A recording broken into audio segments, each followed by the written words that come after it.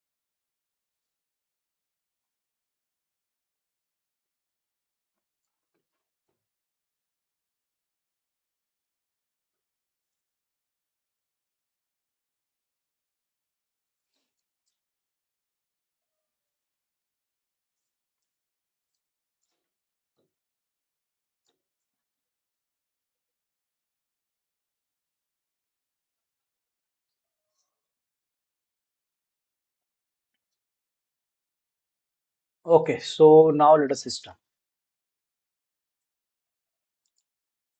So the first question is in fluid flow, in a fluid flow, if the inertia force is very large. So today we are going to solve the assignment 3, week 3. Inertia force are very large as compared to the viscous force. Then the type of flow of fluid is called laminar, turbulent, transitional flow, either laminar or turbulent. So now please you just try to write your answer in the chat box. Which option will be correct for question number 1? Okay. So B option again is telling option B. Okay. Other participant, please also try to write your answer in the chat box. I'm waiting.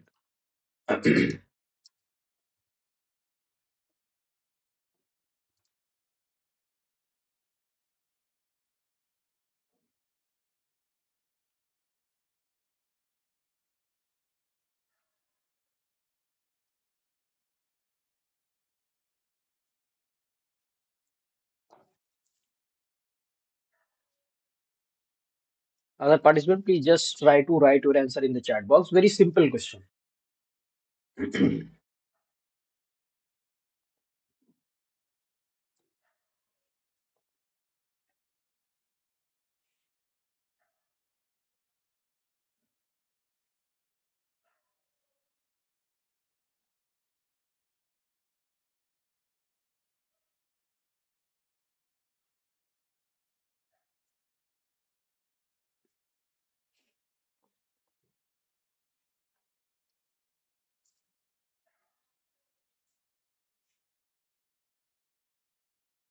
Okay, I think. Okay, so let me just discuss. So here, what I'm telling, the answer will be turbulent. Okay, how? You know the Reynolds number, when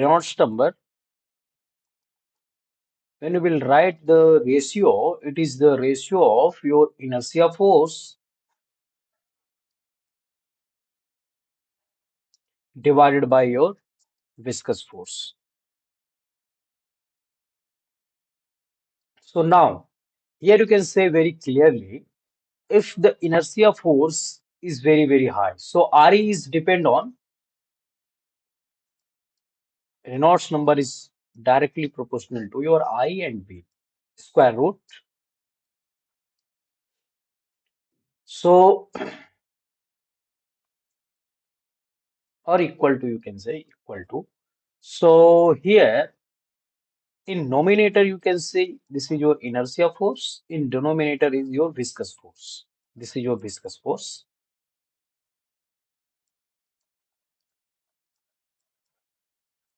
And this is your inertia force. Okay. So if inertia force is increasing, means what? Here, if the inertia force is large, means inertia force, let us assume it is 10,000, right? And your viscous force is your, let us say, the 500. So this is large and this is your less. So here you can say your Reynolds number will be your 10,000 divided by 500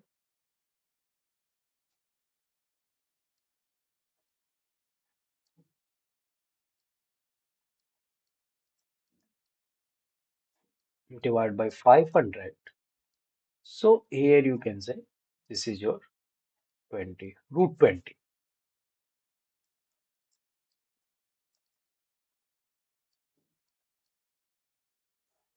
So whether you know already, you know what, very important one thing in the pipe flow, Reynolds number for turbulent flow, it should be greater than 2000. It should be greater than, for laminar, it should be equal to or less than 2000, and for greater than 4000 for your turbulent. So here the statement is written only large. So in case of laminar also, your Reynolds number may be, your inertia force may be large compared to your viscous force. So here you have to very precise, because for getting, let us suppose if you have a flow, it pipe flow and value Reynolds number 2000. For getting to 2000, your inertia force will be large or greater than your viscous force. So in that case, that will be the laminar. But here the answer is given the turbulent flow. Why? Here the inertia force is very, very large compared to your viscous force. Remember, please. So this should be modified in the question. So hope you got it, what I'm trying to explain you. So anything, if anyone want anything you want to ask, you can ask.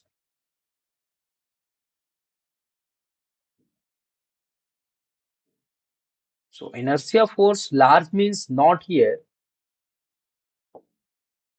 It is only the necessary condition the flow will be your turbulent. It should be very, very large. Then you will get, for example, the pipe flow, the 4000, greater than 4000 value. Only say the large For laminar also you need to last inertia force as compared to the viscous force. So hope you all understand. So now let us move on the next question. So generally you have to very precise with such type of question. What is question is asking? Anyway, this is assignment question. What is the detailed solution here? It is given. Let me just read for you. Reynolds number Re, it is the ratio of inertia force to viscous force. The Reynolds number is used to determine whether the flow is laminar or turbulent. Okay. The higher value of Reynolds number have inertia force dominating over the viscous force, and therefore these flow termed as okay, whatever I have explained. The same thing is written, but you have to very clear the how much large. That should be very, very important. Okay, next question. A fluid viscosity 8 poise, specific gravity 1.2 is flowing through a circular pipe of diameter 100 mm. The maximum shear stress at pipe wall is 210 Newton per meter square. Find the pressure gradient in Newton per meter square per minute per meter. So here you need to calculate the pressure gradient. So everyone just try to calculate the pressure gradient and the value is given here. So everyone please just try to calculate for question number 2. You have the viscosity, specific gravity of the fluid, pipe is circular of diameter 100 mm and maximum shear stress also given 210 Newton per meter square. And you have to find out the pressure gradient in Newton per meter square per minute. So please everyone just try to calculate. So you have another 5 minutes for this question, very important question. So within 5 minutes, please just try to calculate.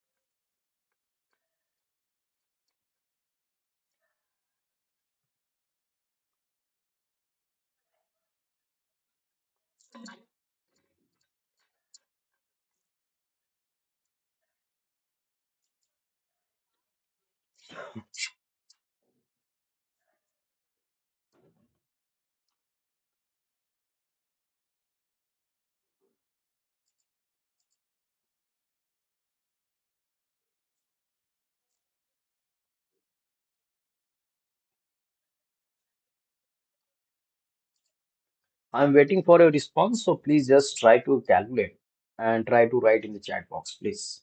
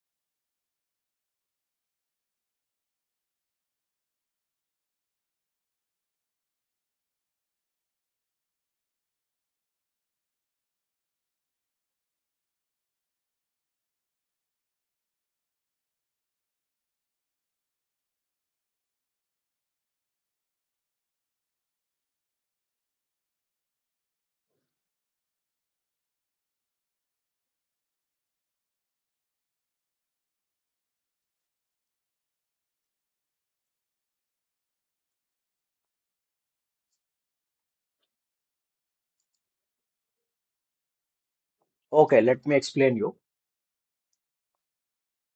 So you have viscosity here in poise, dynamic viscosity, 8 poise, and specific gravity you have 1.2, and the circular pipe diameter you have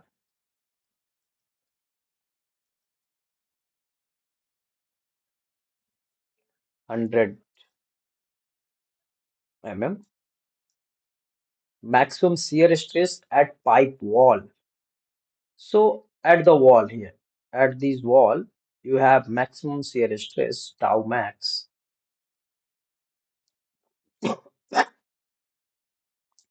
This is your length of the pipe, remember.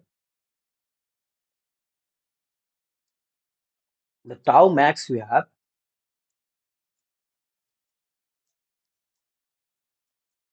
210 Newton per meter square. You have to find out the pressure gradient in Newton per meter square per meter length. So length you have means this length you have 1 meter.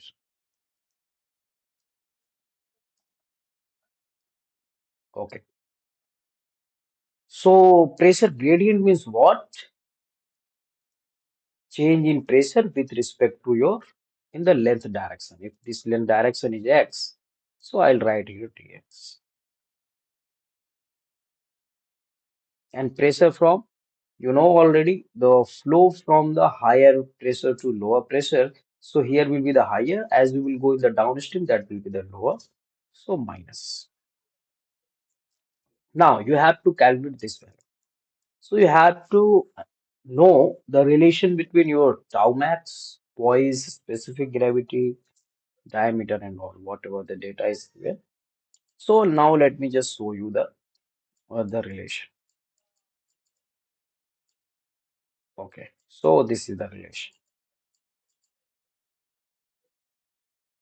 Yo, this one. The tau max, tau naught or max at the at your this is value is at the wall, or you can say the max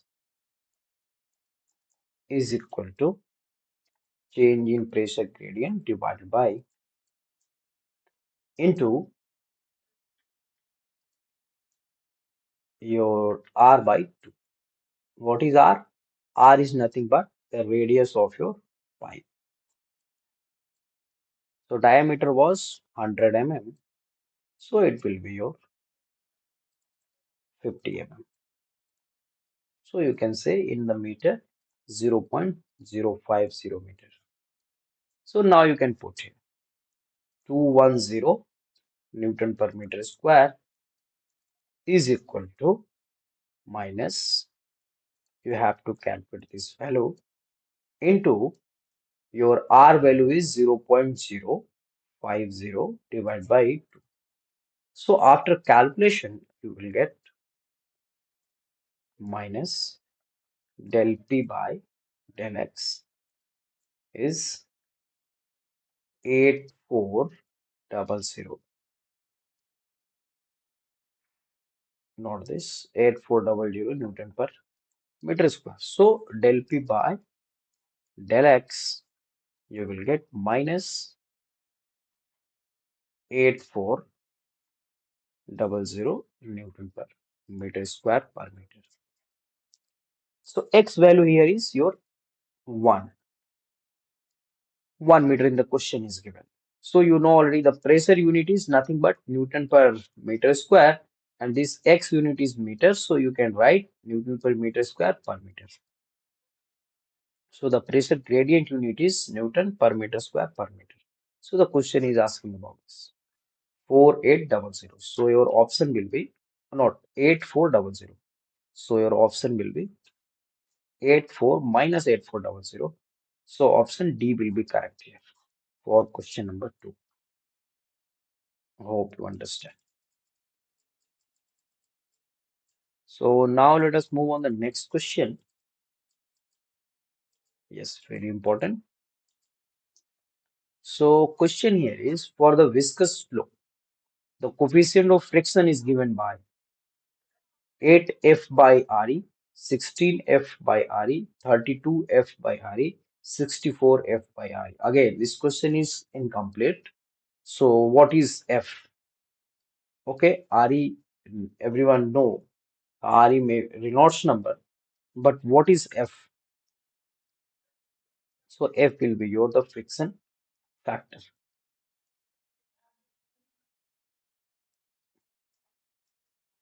Friction factor here. So now you just please try to calculate. Try to just give your answer in the chat box. I'm waiting for question number 3. For viscous flow, the coefficient of friction is given by. Okay. Kagan is telling option D. Good. Other student, please also just try to write your answer. Then we'll discuss.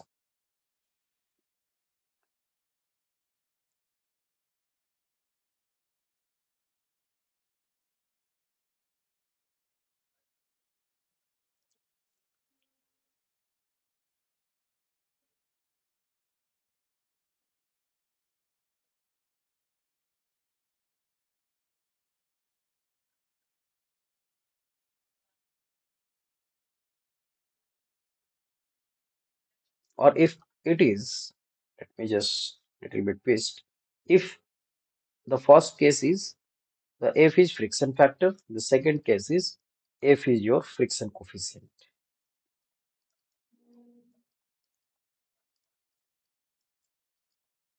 Then which option? For this, which option will be correct? And for this, which option will be correct?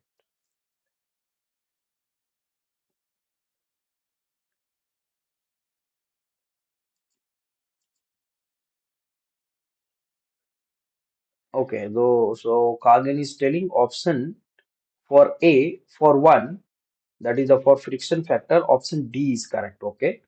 And for if you will consider the 2, that is your F is the friction coefficient, then which option will be correct?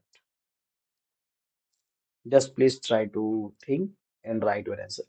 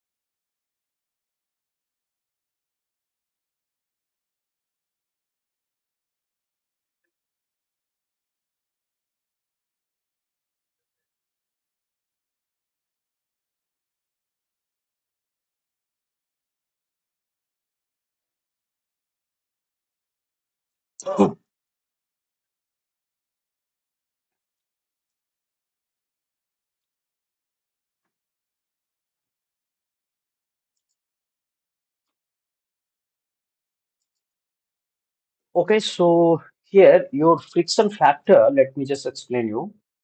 Your friction factor is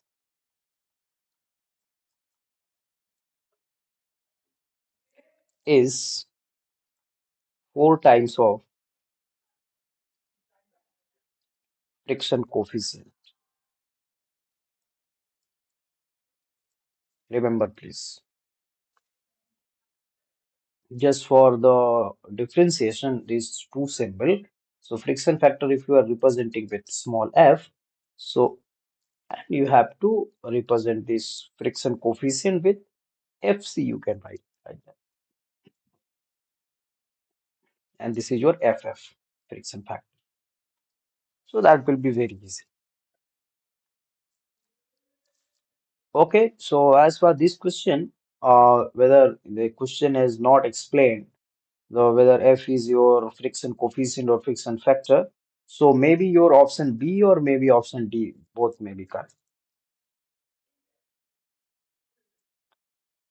So, okay, if it was the friction factor,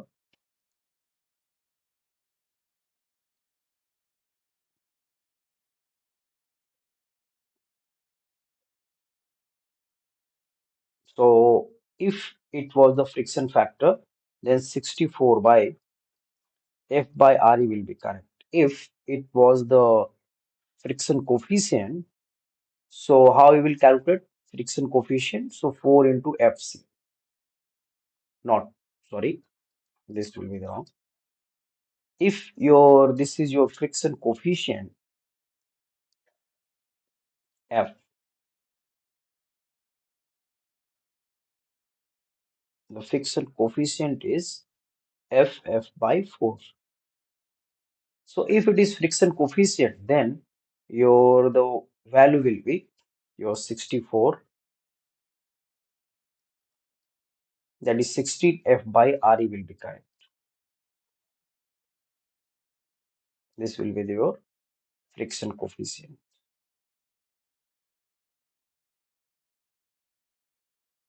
Okay, so let's just see. Okay, so here is your, this is your friction. Okay, the coefficient of friction. The coefficient of friction for viscous flow is represented by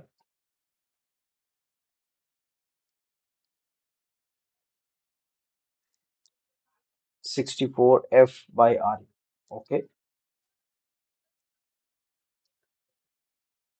for the viscous flow, the coefficient of friction, so FC, the coefficient of friction is represented by 60 F friction factor divided by RE. This is, remember please. The friction coefficient, the coefficient of friction or the friction coefficient is equal to the 16 times of your the friction factor divided by R. If the friction factor, if you want to calculate, then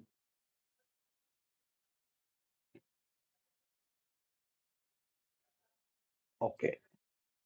So in which condition your 64 F by RE will be correct? Just think on that.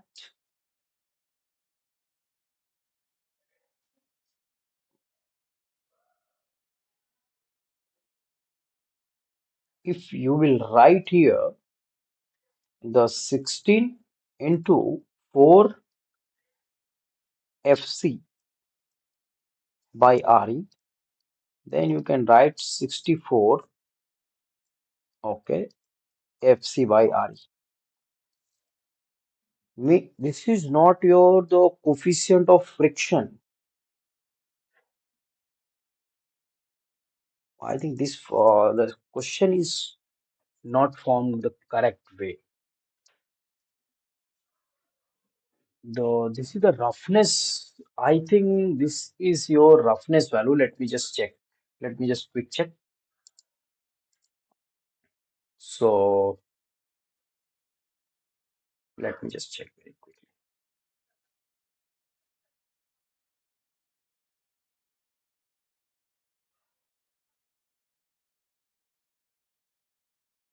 Okay. So your friction. Let me just explain you very in the simple way. I want to explain here. So you know already your the friction factor. When you will use this friction factor, it will be used when you will calculate the head loss using the Darcy-Weisbach formulas. So HF is equal to F, your friction factor, LV square by 2ZD. So for this, you need to calculate the formula.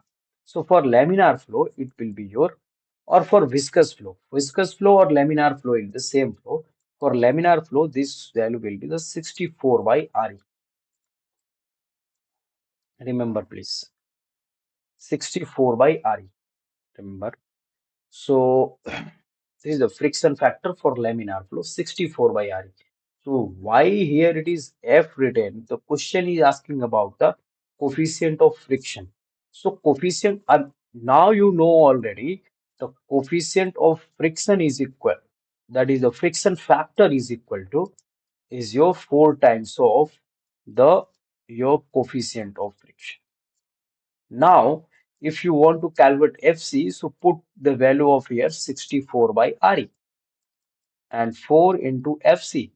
So 4, that is the your 16 times will go. So FC will be 16 by RE. So this should not be, the F is making the confusion everywhere.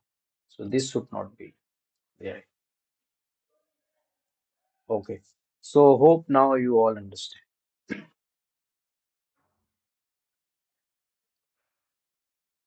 Okay. Uh, Everything is clear. Please just you can say in the chat box yes, then we'll move. Sometimes the options may be confused too. So okay, now it is everything is clear. What is friction factor and what is your friction coefficient and what is the formula?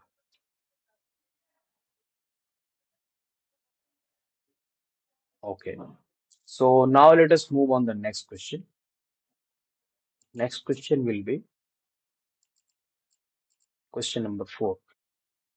In laminar flow between two fixed parallel plates, the shear stress is maximum at boundary, center, all through the passes, all of these.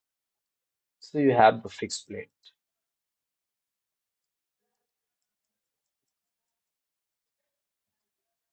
So the maximum shear stress we need to calculate, tau max. At which location? You have to find out the location. So please just think on that. In case of laminar flow between two fixed parallel plates, the shear stress is maximum at boundary, center, all through the passes, or all of this.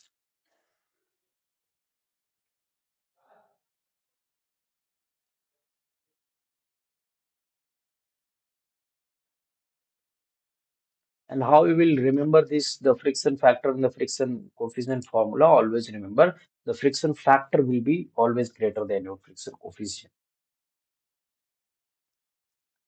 So with this, just the simple quick remember, you will find out if the friction factor is greater than, that means it is 4 times of the friction coefficient.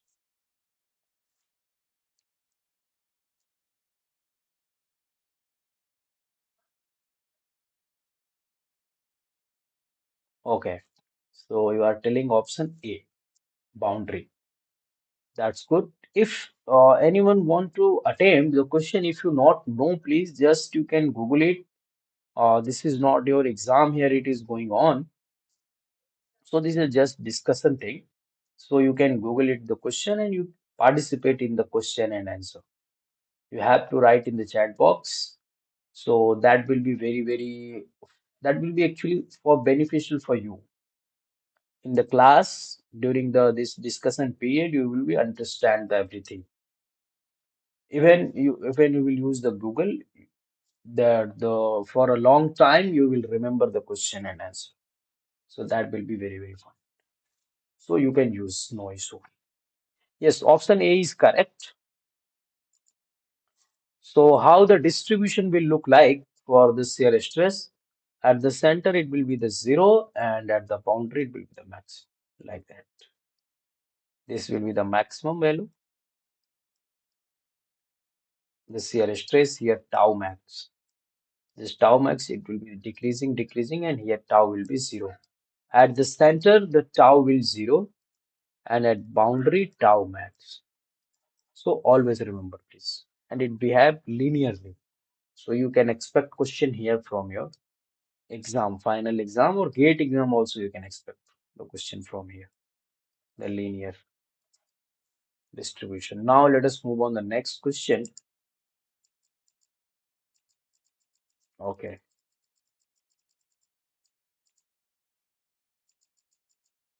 So how detailed? If you will remember this formula, you can calculate at any places.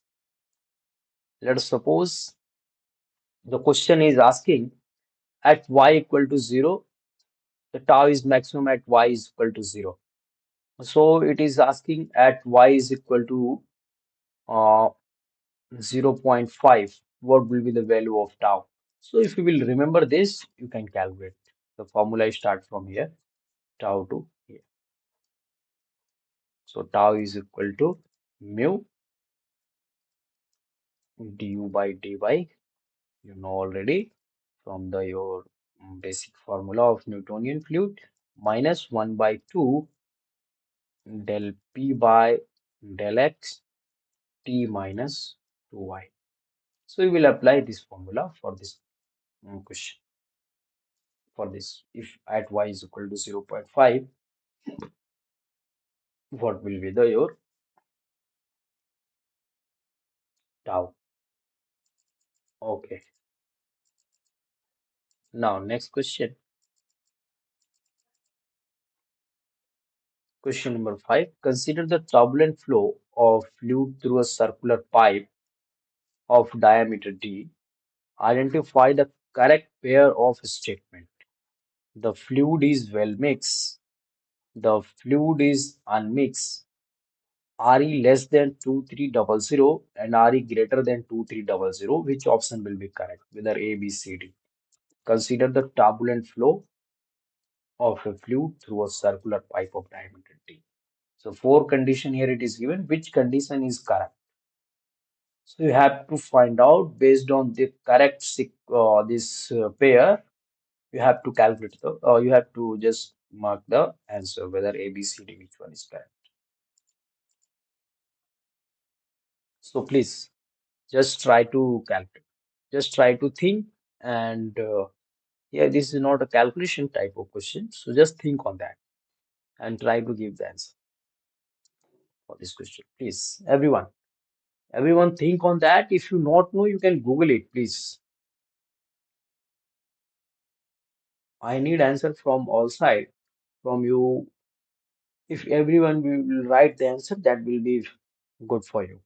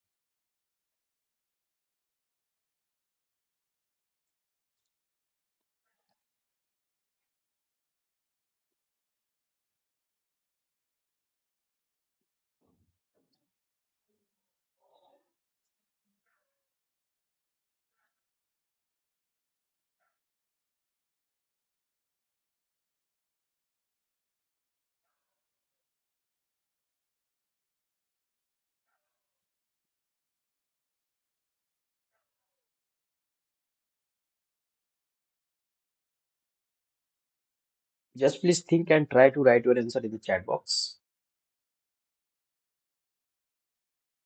Not a very easy question. Just think on that, the terminology. You have to consider the turbulent flow. So what will be the conditions for turbulent flow? Whether your Reynolds numbers will be greater than or less than 2300, or whether the fluid will be well mixed or unmixed in case of turbulent flow. Just think on that and just try to write your answer. I'm leaving up to you. Based on your thinking, please just write your answer, whether which option will be correct. A, B, C, D. Everyone, please just write whether wrong or right. There is no meaning here. This is just discussion class, not your exam and not your class. Just based on your thinking, whatever things is coming in your mind, just based on your understanding, please write here the answer in the chat box, or you can use the mic also.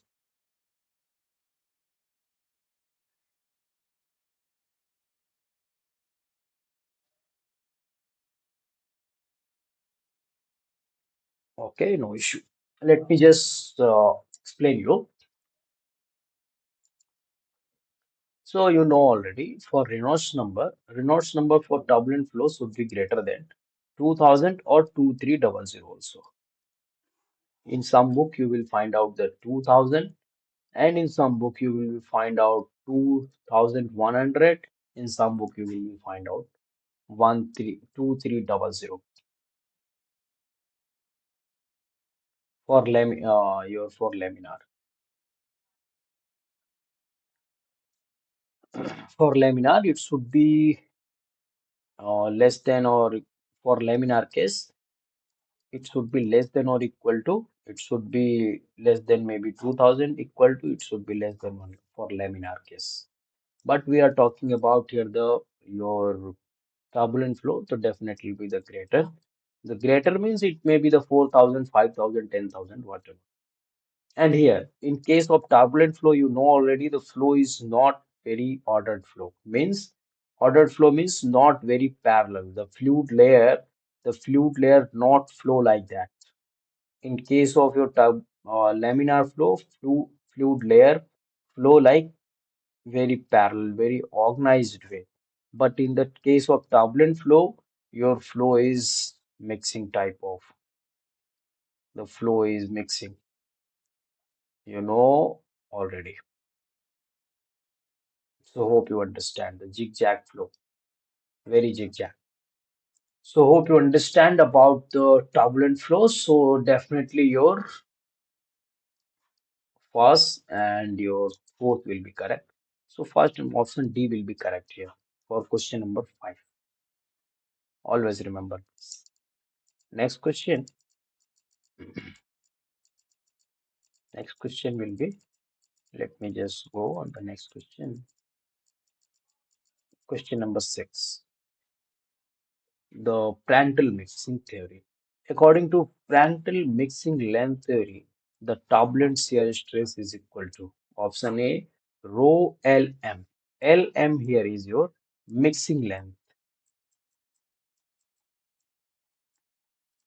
Mixing length given by Prandtl. Lm square d u bar. U bar means average velocity divided by y del y du by del y square. So similarly here you can see the option. So based on the Prandtl mixing length theory, the turbulent shear stress is equal to. Just try to think on that. Or you can Google it, please. This is very important question, so you can Google.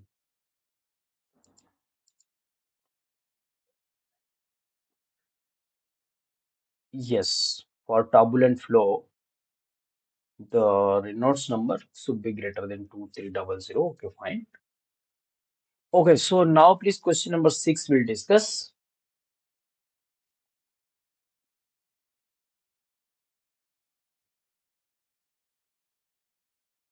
For laminar flow, it will be the less than or equal to 2300. Somewhere in the some book you will find out the 2100, some book 2000.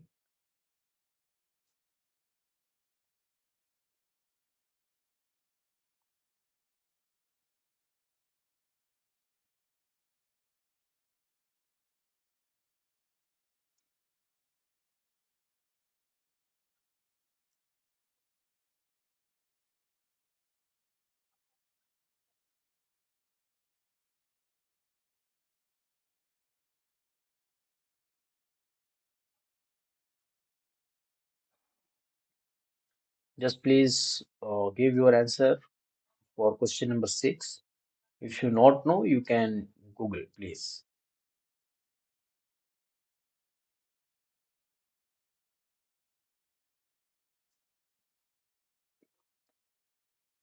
Very important question.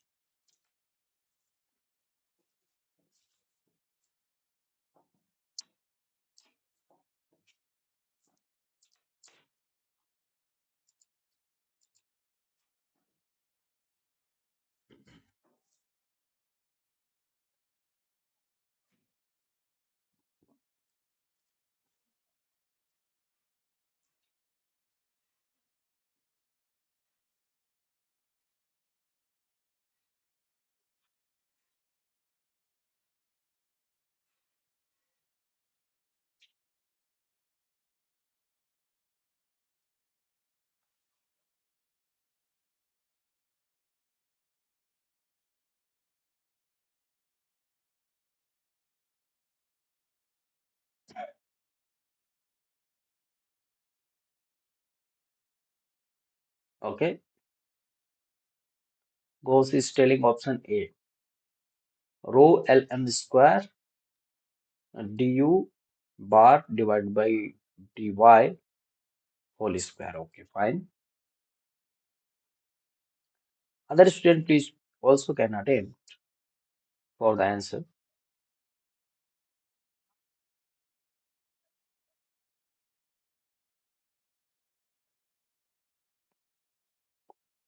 Already I have told you the here u bar is the average velocity.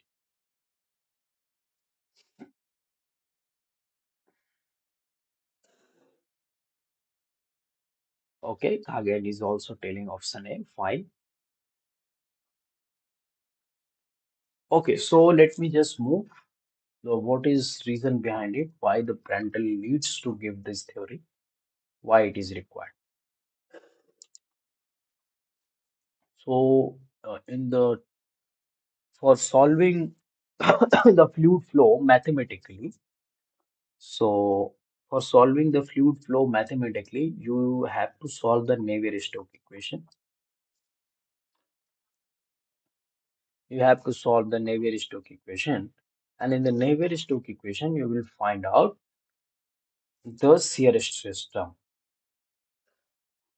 In the Navier-Stokes equation, you have to find out the your sum. This that is not a very simple question. You cannot solve with very the simple mathematics. This Navier-Stokes equation I will show you. So this is your non-linear equation, partial differential equation. So what you will so for solving this Navier-Stokes equation, Reynolds attempts. So when the Reynolds attempts, it's divide the velocity term in two parts.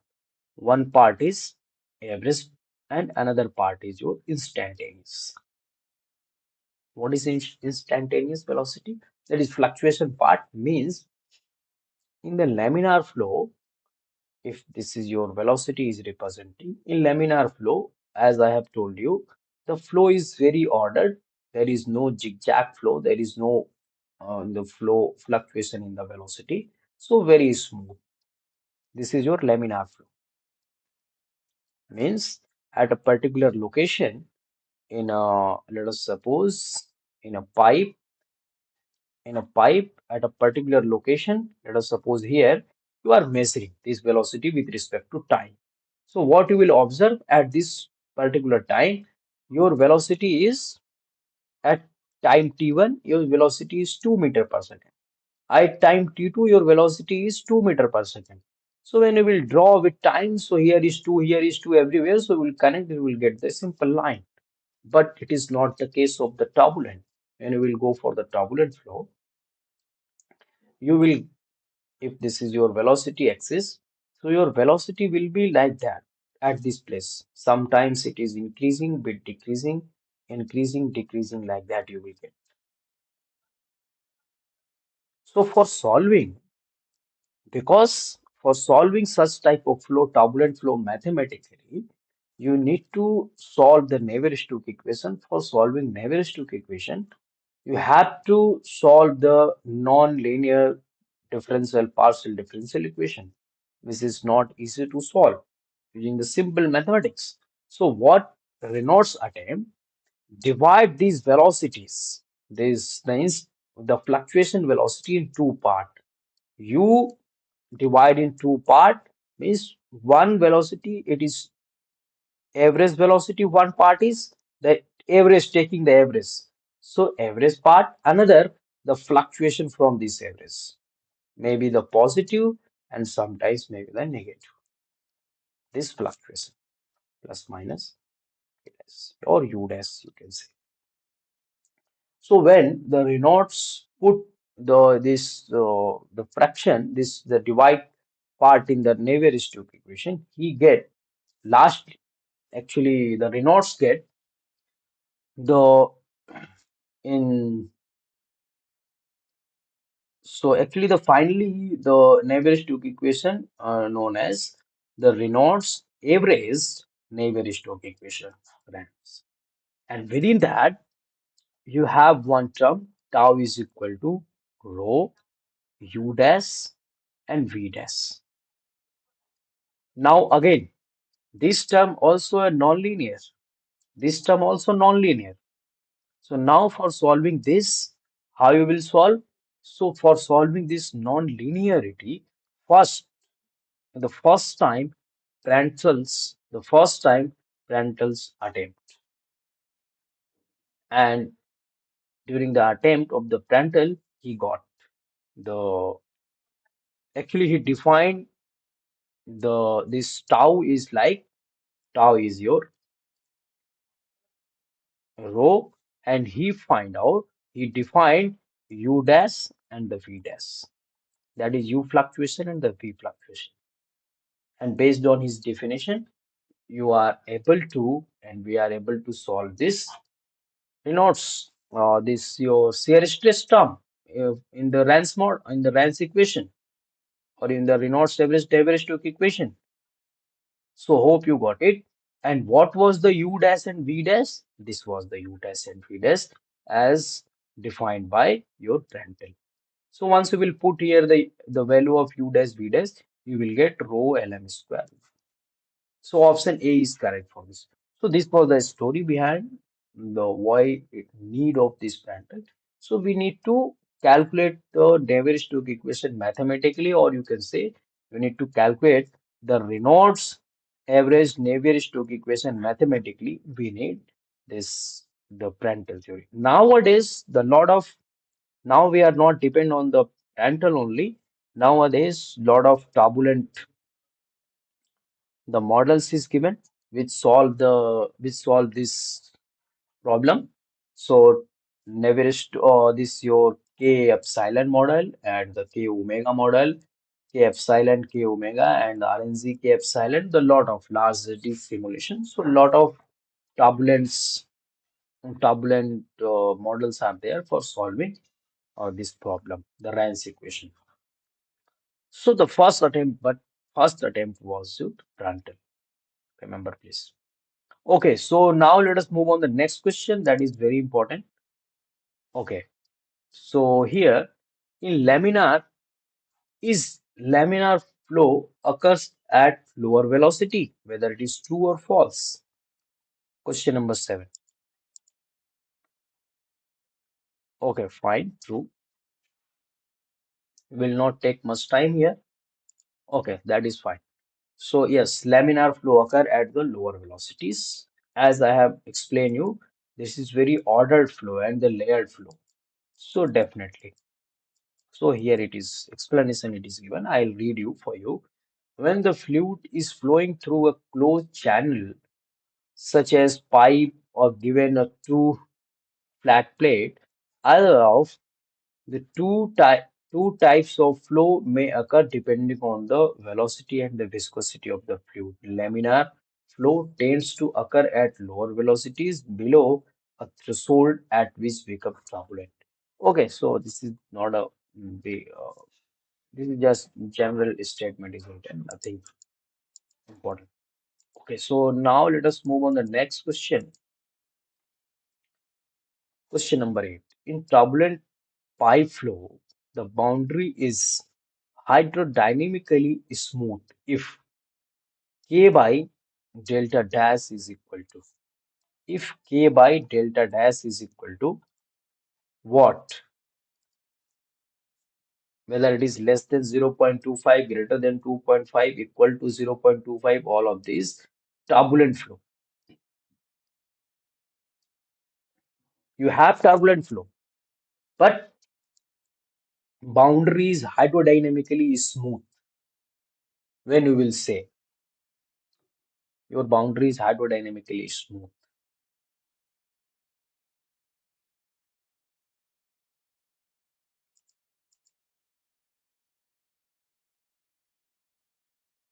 So please just try to write your answer in the chat box. Which option will be correct? So what is K and what is delta dash? Let me just see, because such type of questions may create confusion. Let me just search.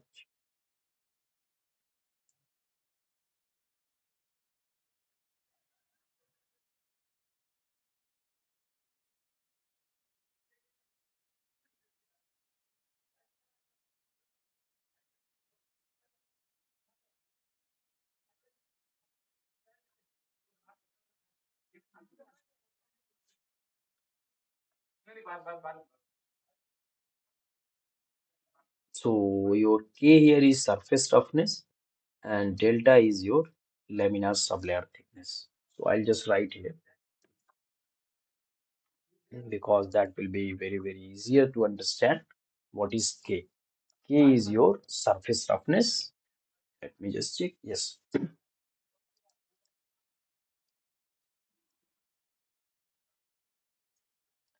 And your delta is your thickness of laminar sublayer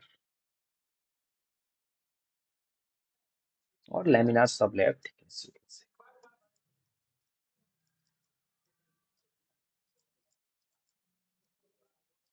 Laminar sublayer thickness. Now you please just try to write your answer.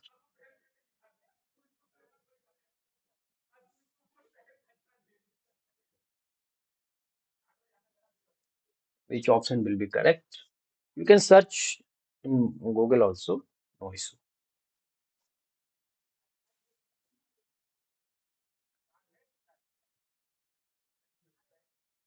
Option A, less than 0.25. Okay, fine. Other student also want to give comment.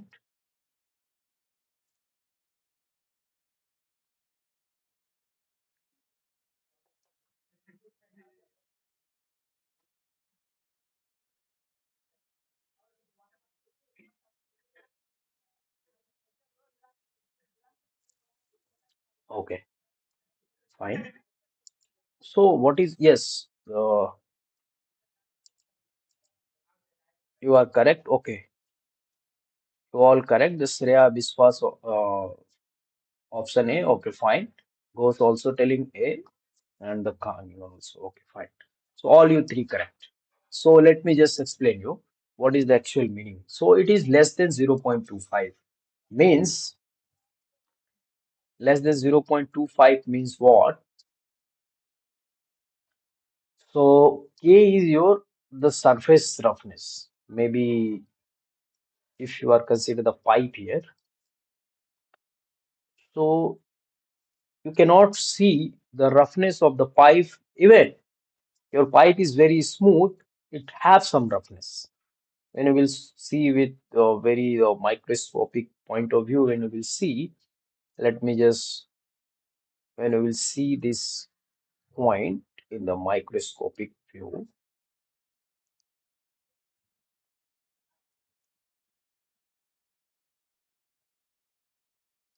so you will see like that, this value. So this is your roughness, K, roughness height, K. And laminar sublayer thickness, you know already, because I think the boundary layer things sir has covered already, so you know very well. So if let us assume this pipe should be smooth, means what? The value is 0. K by delta value is or delta dash is coming 0.2 means your K value is 0.2 times of delta dash. Means this K value is so small that is 20% of only your laminar sublayer thickness. This is your laminar sublayer thickness. Here you will find out in the last. So hope you understand what I am trying to explain you. Means for the overall here conclusion is if pipe will become smooth only when the minimum criteria is what? Only when your K value is equal to 0.25 or you can say the 25% of your laminar sublayer thickness. It should not be greater than the 25% of the laminar sublayer thickness. So this is overall conclusion. And for rough, when we will say the rough, when this is greater than your 6 times, remember please, your roughness value is 6 times of the laminar sublayer thickness.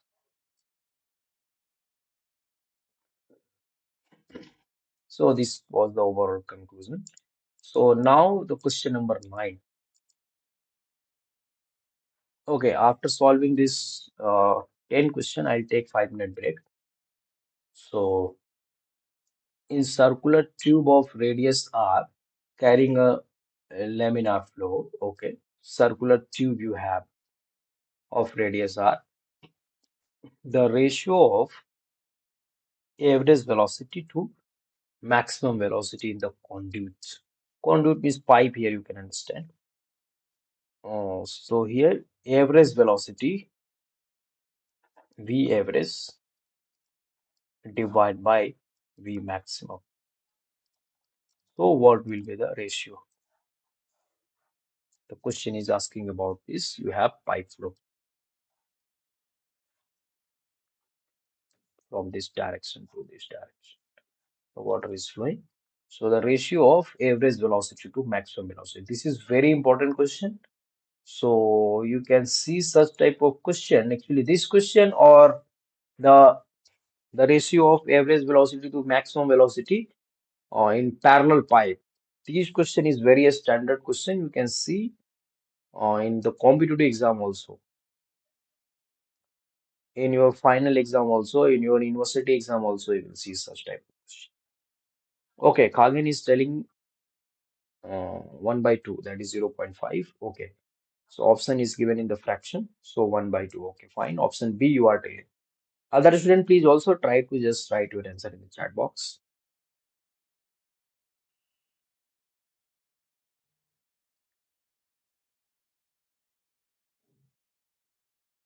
Very important question.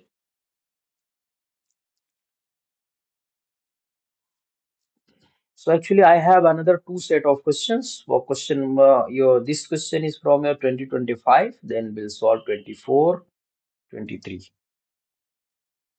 So when you will see this all question, then you are able to you feel very easy when you will solve your assignment. Okay, let me explain you. So here is tau max. Let us suppose this is your pipe flow. After the fully developed, your flow for laminar flow it will be parabolic. It will be parabolic. So at this, it is your maximum tau max. So your tau max is, oh, not tau max, this is velocity max, not tau, sorry. Tau max will be the on boundary. So velocity max is 2 times of velocity average. And what is the meaning of average? Means you are averaging this profile. When you will averaging this profile, what will happen? At the place of 0, you have to write average value. Means here something value, here something also value. Everywhere will be the same. Everywhere will be average means everywhere distribution will be the same. So this is your average value, U average. So U average is 2 times of your, that is U max is 2 times of your U average. So from here you can calculate the average by maximum. So average by maximum will be 1 by 2. So option B will be correct here. Okay. So now let us move on the next question. Question number 10. So this is the last question. After that, last question of this set. Which of the following has the form of Reynolds number? Re is equal to del P by rho V cube. B option Re is equal to rho V square L by mu. C option Re is equal to rho Vd by mu. And D option rho Vd by mu. This is rho Vd by this is your dynamic viscosity and this is your kinematic viscosity. Remember this, and this is your dynamic viscosity. So which option will be correct? Okay, A option.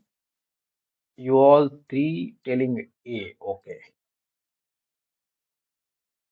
Shreya is also telling, and Sandeep also telling, Khagan also telling, and Khagan, you are telling option C for this question or what?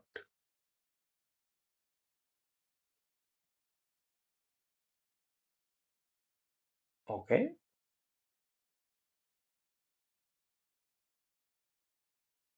for this question you are telling option C. But what about why you are telling option A? Option A was wrong or option A was for the previous question?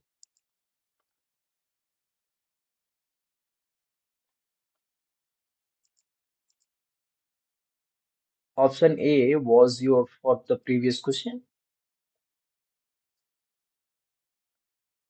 Okay, no issue. So option B is correct for. Okay, no issue.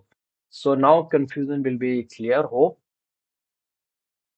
the question is asking about average by maximum, not maximum by average. When the question is will ask about the maximum by average, then you will go with the option A, that is 2. But here that just reverse. Okay, fine. So you are telling option C for question number 10. Other student please also can attempt C. Okay. C means you are telling R is equal to rho V D by mu. Rho V D.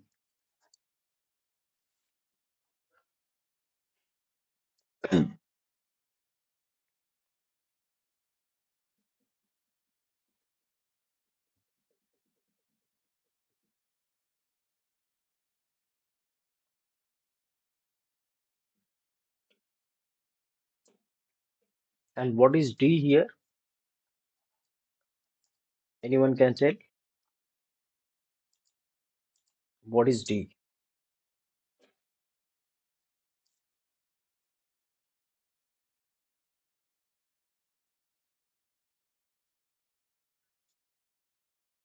Because question is asking about which of the following has the form of your Reynolds number. Not it is asking about the pipe. So whether D is here is your pipe diameter of the pipe, because the question is not asking about the pipe Reynolds number for the pipe case. So D is different, not your diameter of the pipe. So what will be the D? Just think on that, please.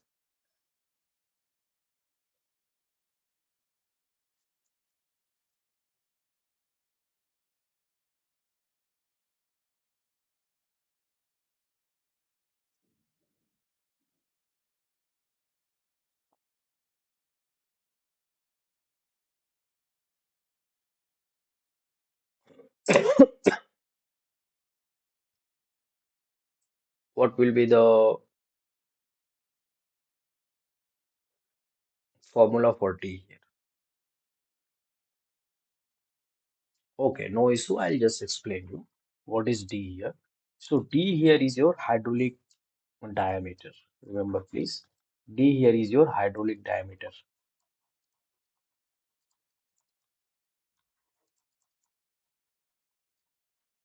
Let us assume your pipe is rectangular type. This is your B and this is your H. And you have two type of pipe. One is and second is your circular. Circular of diameter D, small d. So now what is hydraulic diameter? The formula 4 AC by perimeter and area of cross section. A is the area of cross section. So area of cross section for this you have B, H, and perimeter is for this. You have perimeter means the addition of the sides. This is also B. So B, 2B and 2H means 2 common B plus H. And for this area is, you know already, pi by 4 into D square and perimeter is pi D. So now for hydraulic diameter for your this circular pipe, it will be 4 into AC, your area of cross section. So pi by 4 d square divided by pi d. So pi will be cancelled out. So it is d is equal to d. So for pipe flow, your formula will be rho V and the diameter of the pipe, dia of pipe divided by mu. But for case of rectangular type of conduit, your Reynolds number will be rho V and your this value. When you will calculate the for D for your this conduit, so BH divided by 2B plus H. So here you will write BH divided by 2B plus H divided by this your mu. So Reynolds number for rectangular type conduit and Reynolds number for your this is diameter of pipe you will write. By default, your hydraulic diameter and diameter pipe is equal. So hope you understand for question number 10. Okay. So here it is directly written the diameter of the pipe. So this is not correct.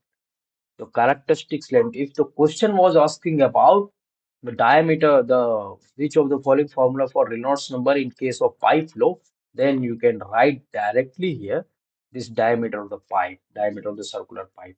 By default, your hydraulic diameter is equal to your diameter of the pipe.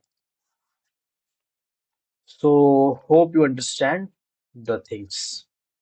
Now we'll discuss the next this maybe question 2023 or 2024, no issue.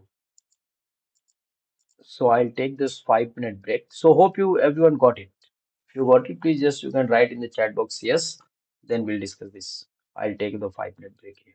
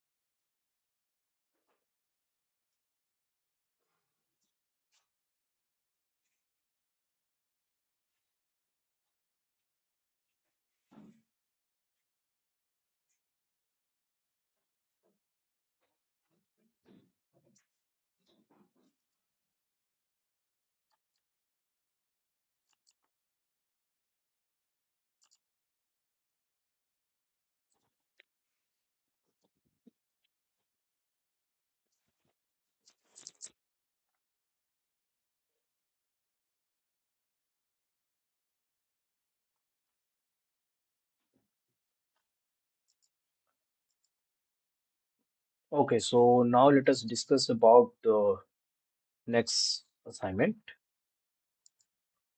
Okay, so everything is working fine.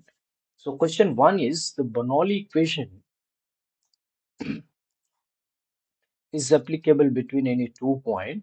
Option A in any rotational flow of an incompressible fluid, in any type of rotational flow of fluid.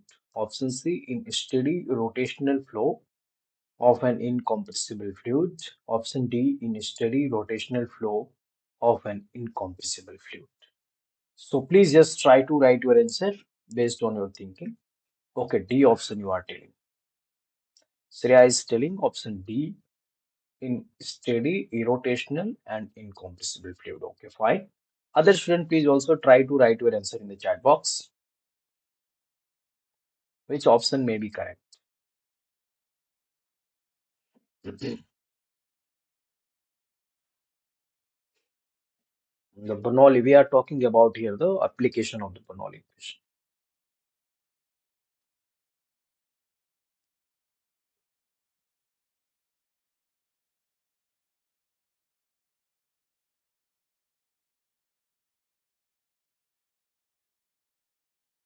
Okay, so Shreya is only telling option D, steady, irrotational, and incompressible.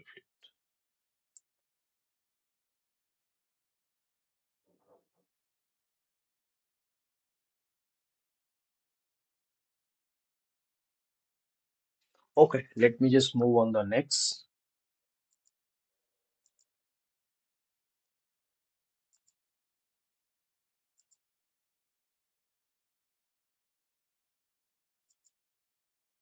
So yes, option D is correct for this question. The Bernoulli's equation is applicable for steady, rotational, and incompressible fluid. These are the assumption. The fluid is ideal. The fluid is ideal. Viscosity will be the zero. The flow is steady. The flow should be incompressible. The flow should be rotational. So if you have these conditions, then you can apply the Bernoulli equation. Yes, option D is correct here. Now let us move on the next one. Okay. So, but how it is correct? So question two. A siphon used to empty a tank consists essentially a pipe with a summit 0.5 above the water surface of the tank and its outlet 2 meters below the summit. Neglect the friction and other losses. The velocity in the siphon is 4.4 meter per second, 5.4 meter per second, 3.1 meter per second, 3.8 meter per second. So you have a siphon used to empty a tank. Okay, you have a tank and it tank consists essentially a pipe with its summit 0.5 meter above the surface of the tank. So this is a water in the tank and this is surface. And the summit of the pipe is 0.5 meter above and 2 meter below the like that you have.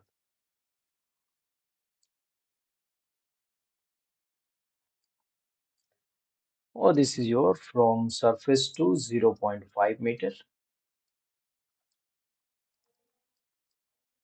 Okay.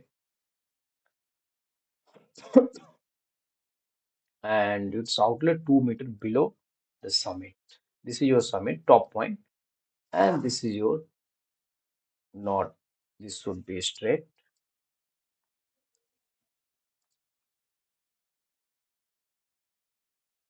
from summit. It is 2 meter below.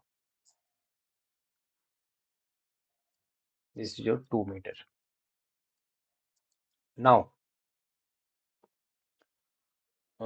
neglect the friction losses. So there is no friction loss. F will be zero, and your the velocity in the siphon. So what will be the velocity? So you can apply the Bernoulli equation here at section 1 and at section 2. That is P by rho z plus V square by 2g plus Z1 is equal to P by, this is for P1, 1, so I'll write here, and P by rho z, V2 by rho z plus V2 square by 2z plus Z1, Z2.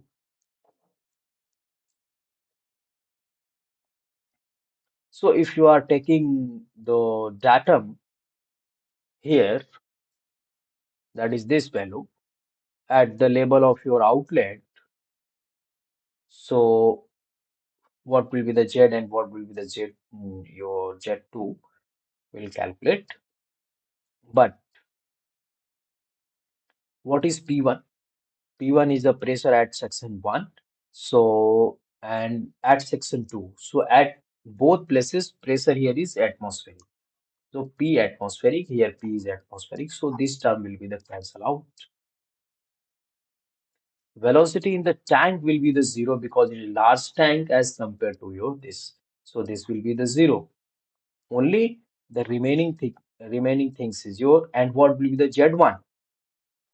So Z1 will be your from this summit. This is your summit and this surface is here. So from surface to summit is 0.5 and the summit to, so it will be the 1.5. This is your 1.5, this height. From here to here, this is your datum if you are considering. So from here to here, this is 1.5 and zero point 0.5 is 2. So this is 2 meter. So your Z1 value will be the 2, 1.5 and Z2 is 0. So what is remaining? V square by 2z is equal to Z1. So V is equal to V2 is square is equal to 2g Z1. So now V is equal to root under 2g Z or Z1. I'll not write here the Z, 2z, H or 2g Z you can write. So based on that, you know already here 2gh. So H is your, now Z is your, Z1 is your 1.5. So you can put here 1.5, 2z you know already. So the final answer will be 5.4. So hope you understand. Option B will be correct here. How it is 0 point, that is root under 2gh or Z1. So hope you understand. Now let us move on the next question. Very important. In the flow of real fluid with no addition of energy, in a flow of real fluid with no addition of energy, the four option here it is given. The energy line will be horizontal or sloping upward in the direction of flow. Upward, remember please. The energy line can never be horizontal or sloping upward in the direction of flow. The energy line will be horizontal or sloping downward in the direction of flow. Energy line can never be horizontal or sloping downward in the direction of flow. So which option will be correct for question number 3?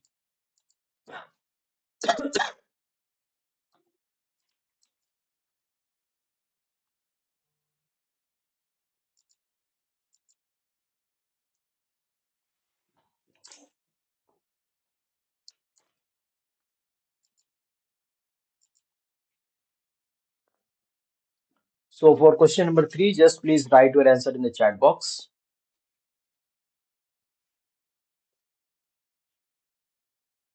Very easy question. Just think on that. If you will think well, then you will very, this question will be easy for you. If you not think well, then it is difficult.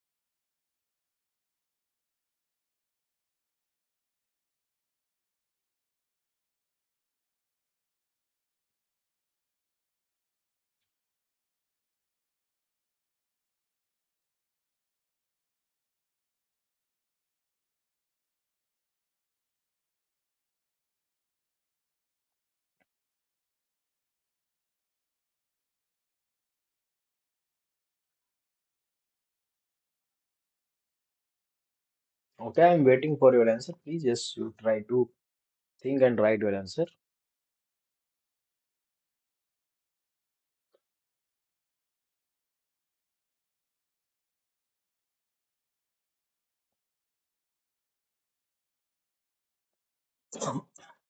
No issue. Let me just explain you. So, as you know, in the case of real fluid, your energy loss will happen. So, as you will go downward, means from upstream to downstream, your energy will be reduced. Means energy line will be the downward. So, definitely the energy line will be horizontal or sloping downward in the direction of flow. Remember this. So, option C will be correct. In case of ideal fluid, there is no viscosity, no losses. But for the real fluid, it always be sloped down in the direction of flow because the energy must decrease in the direction of flow. So remember. Next question, very important. Question number 4. So this question we have already solved, I think, in the previous set. The fluid have viscosity 12 poise. Previously was 8 poise. And the specific gravity was same, and the circular pipe with the diameter 100 mm, that was same, and this is 240, previously was 210 Newton per meter. And find the pressure gradient Newton per meter square per meter. So we'll not discuss here much about it. So we'll move further on the next question.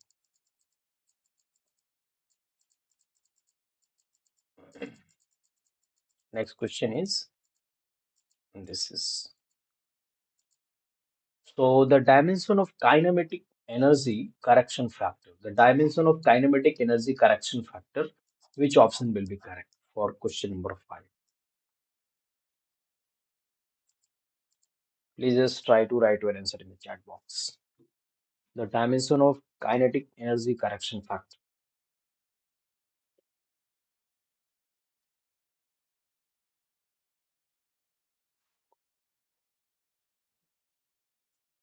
Just please write your answer in the chat box. So if you know the what is the kinetic energy correction factor and how we will calculate the correct this correction factor, then definitely you are able to give the answer. Otherwise, it is very difficult. If you not know, you can Google it. What is the kinetic energy correction factor? And then after you can decide what should be the dimension of this. Once you will write on Google, definitely you will find the answer. So please do these things.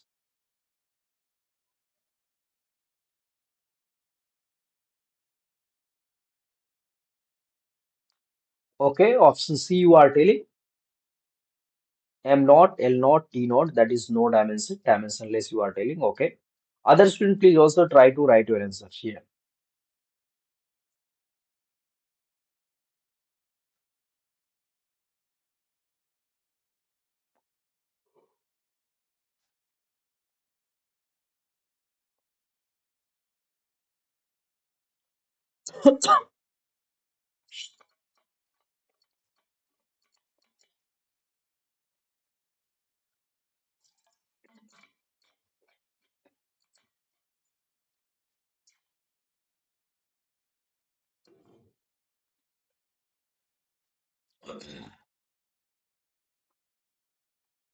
Okay. Only Kagan is telling C.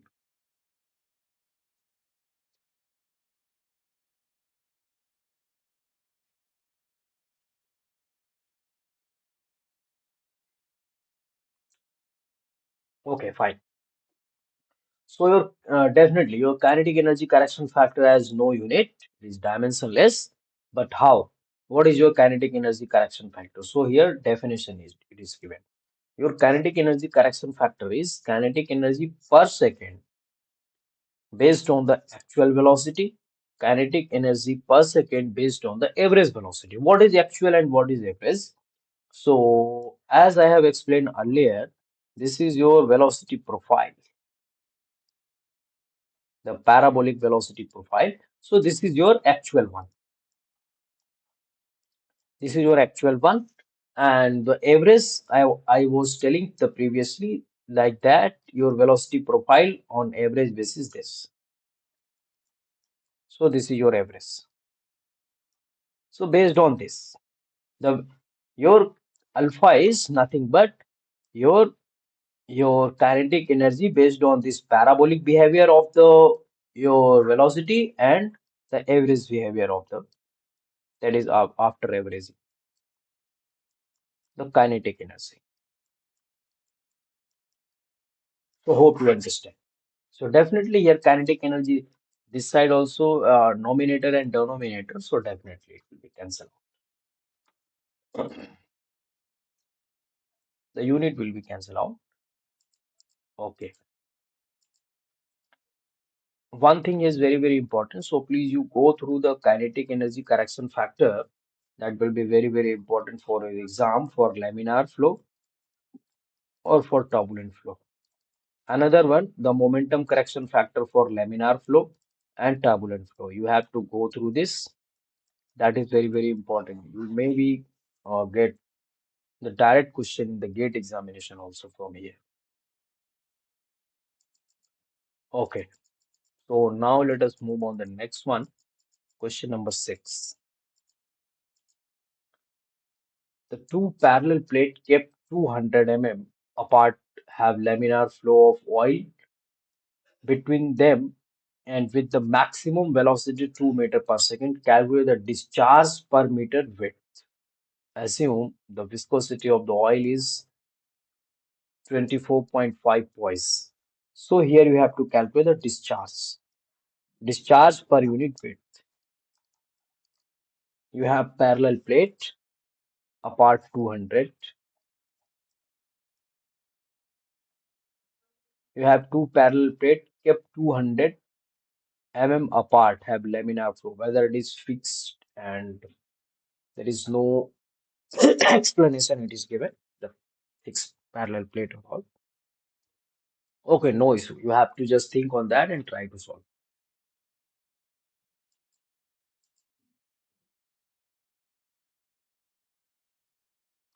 For question number your 6, you have to write your answer in the chat box. Very important question. Okay, just I'll give you hints. You have to consider here the fixed plate. You have to consider here the fixed plate. After considering the fixed plate, you have to go through the solution part.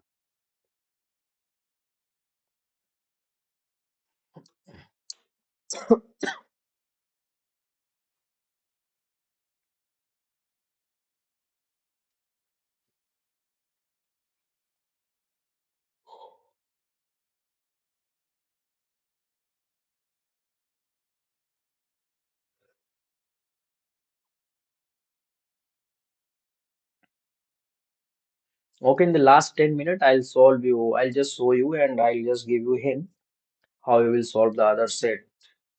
So now you have another 10 minutes for just the session, for discussion session.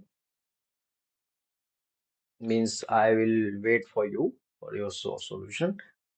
And after 10 minutes, I'll not wait you, just I'll show you the question and then I'll give you a hint how you will solve. And in the next class, you can ask me.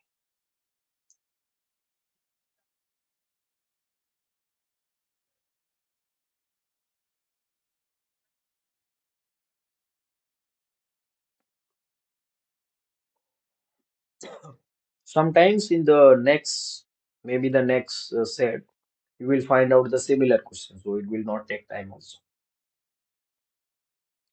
No need much explanation. Okay, so please just try to write your answer. Okay, you are telling C, 0.1 meter cube per second. Okay, let me just check.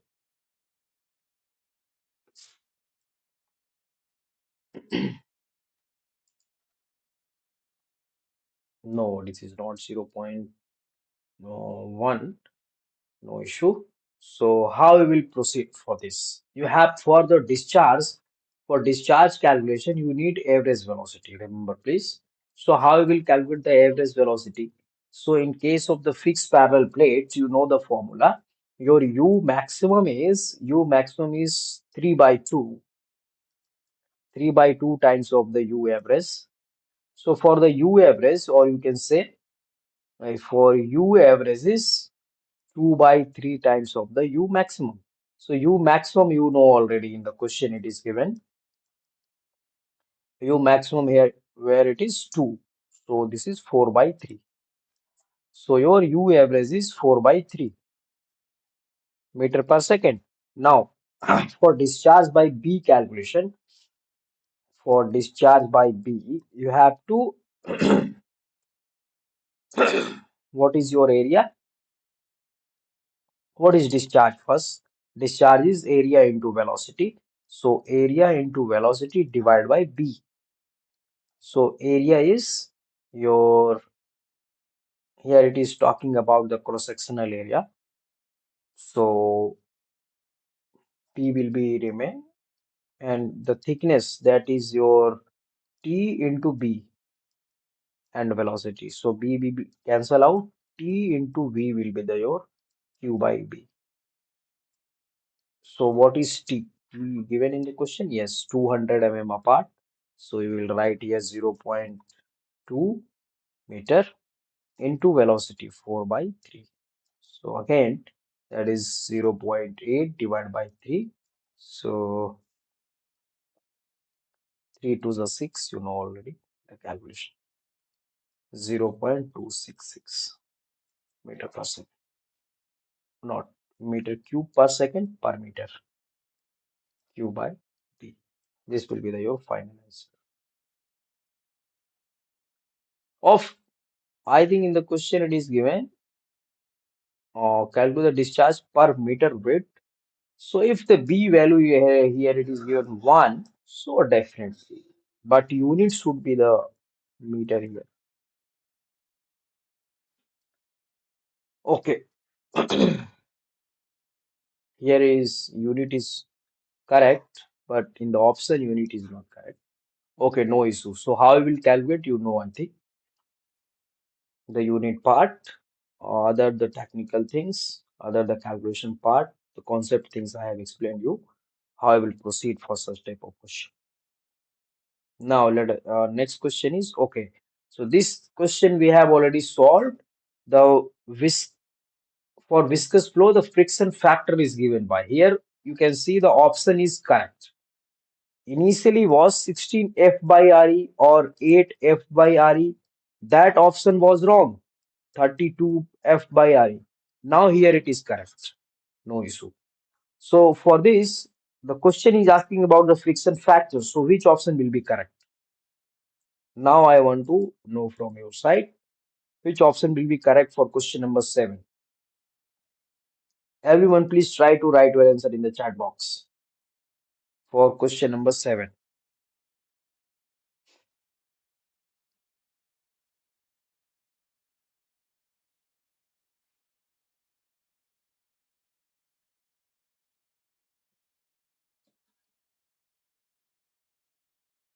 Just read and try to write.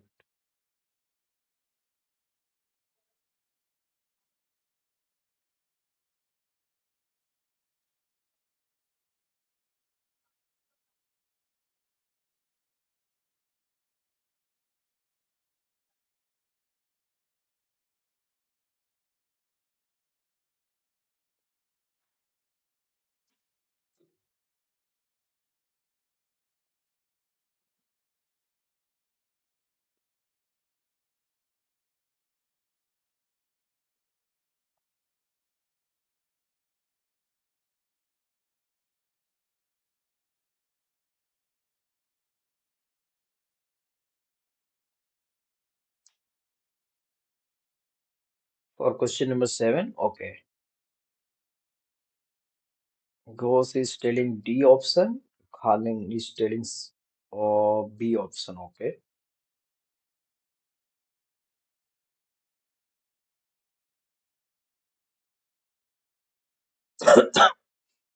So your friction factor, question is talking about here the friction factor, not coefficient.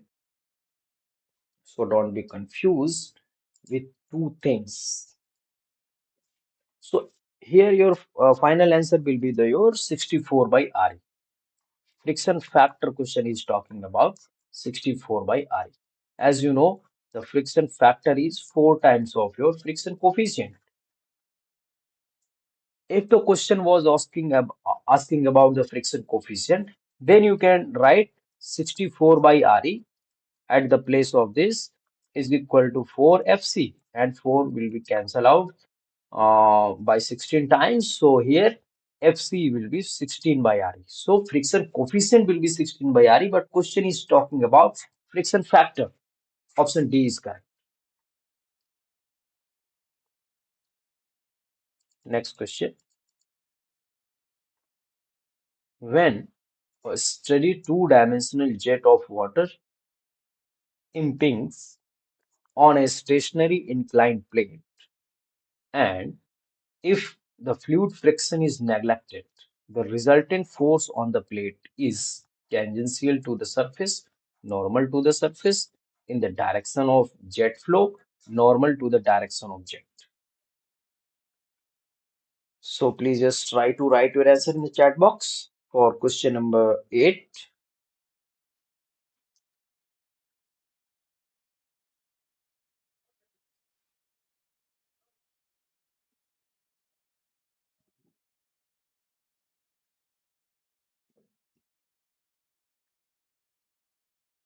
For question number 8, which option will be correct?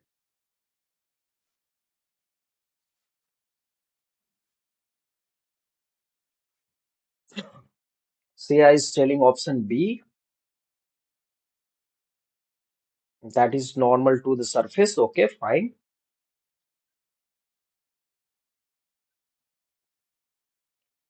Yes, it will be the normal to the surface, so we don't have time much, so I'll not wait much. So normal to the surface. Yes, you are correct. So next question is the numerical part. The shear stress developed in a pipeline containing water is 4 Newton per meter square. The shear stress. What is the shear velocity in circular pipe for water? Take that is for density. You have to take the 1000 kg per meter cube for water. So you have shear stress value 4 Newton per meter square, and density you have 1000 kg per meter cube. Now you have to calculate the shear velocity. So I need answer from your side for this question. The shear velocity answer for question number 9.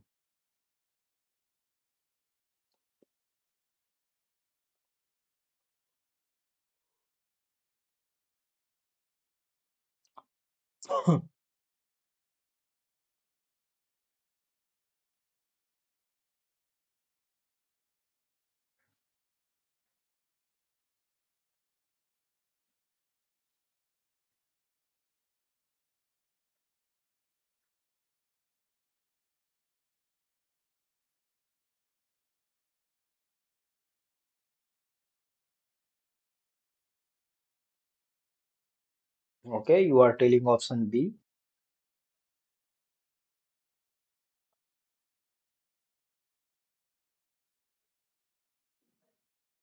Let me just check. Okay, by the way, for formula for calculating your tau star, that mu star, u star, the shear velocity, or UF, you can say also the shear velocity is root under tau naught divided by rho. So it is 4 by 1000 divided by rho. So you will get 0.0632 meter per second. So option B is correct for this. Okay, now let us move on the next question. Next question is, oh, sorry. Next question is the equation of motion for laminar flow of real fluid are known as Navier-Stokes equation. I have already told you also. It is Navier-Stokes equation. Remember, please. Not Euler, not Bernoulli's, not Hazen-Poiseuille equation. The equation for motion for laminar flow or turbulent flow, you have to go through the Navier-Stokes equation. Okay. So now next question is question number 11. The shear stress in turbulent flow is due to the viscous, option A, the viscous property of fluid, option B, the fluid density, option C, fluctuation in the velocity in the direction of flow, the fluctuation in the velocity in the direction of flow as well as transverse to it, the shear stress. As I have told earlier also when I was discussing the Prandtl mixing length theory. So that time I have told you rho u dash v dash. So based on that, you just try to think on that and try to write your answer in the chat box for question number 11.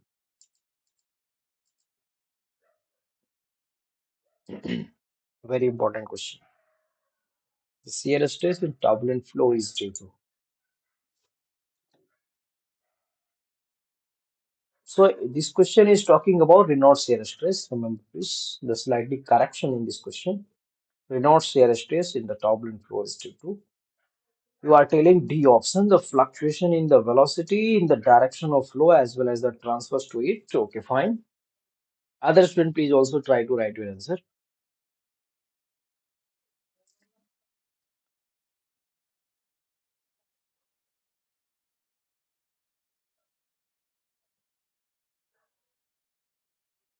Okay, D, you are both telling option D will be correct.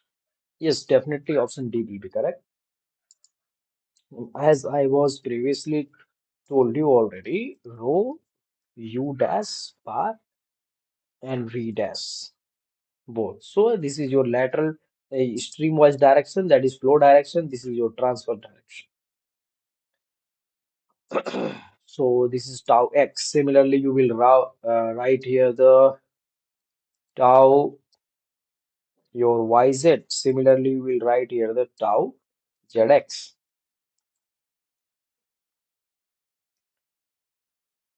Okay, so now let us move on the next one. Question number 12. Very important. The head loss through the pipe flowing. The head loss flow. The head loss through pipe flowing of fluid flowing pipe due to the friction is. Okay, the sentence formation is not very natural. Okay, no issue. The minor loss, the major loss, both A and B, and none of them. The head loss through fluid flowing. That is the your fluid is flowing through a pipe, and the head loss due to the friction is known as whether it will be the major loss, minor loss, both A and B, none of them. This question needs slightly in the sentence correction. No issue. Okay, you are telling option B. Shreya is telling option C. Both A, B, you can say. Okay, Khagen is telling option B, only the measure. Okay.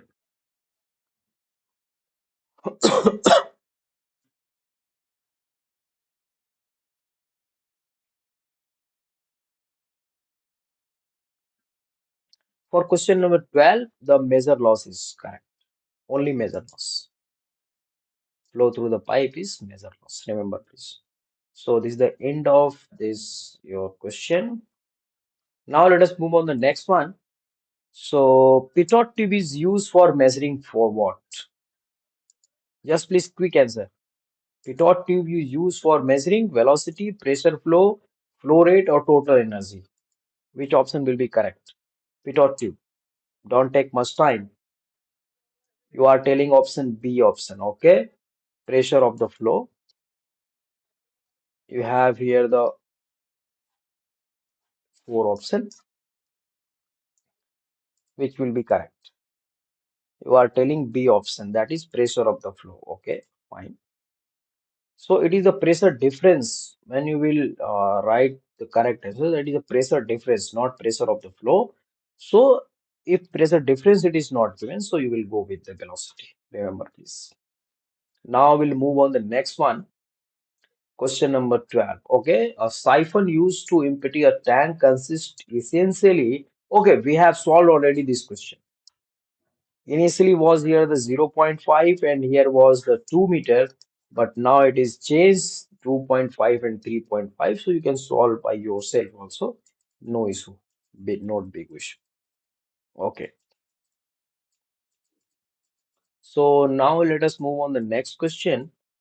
Which of the following is an example of free vortex flow? A whirlpool in a river, the flow of liquid through a hole provided at the bottom of container, the flow of liquid around a circular bend in a pipe, all of the above. For question number 3. So please just write your answer in the chat box. Which option will be correct for question number 3? Just quick, please. Whatever you are thinking in the mind, just you try to write for question number 3. Okay.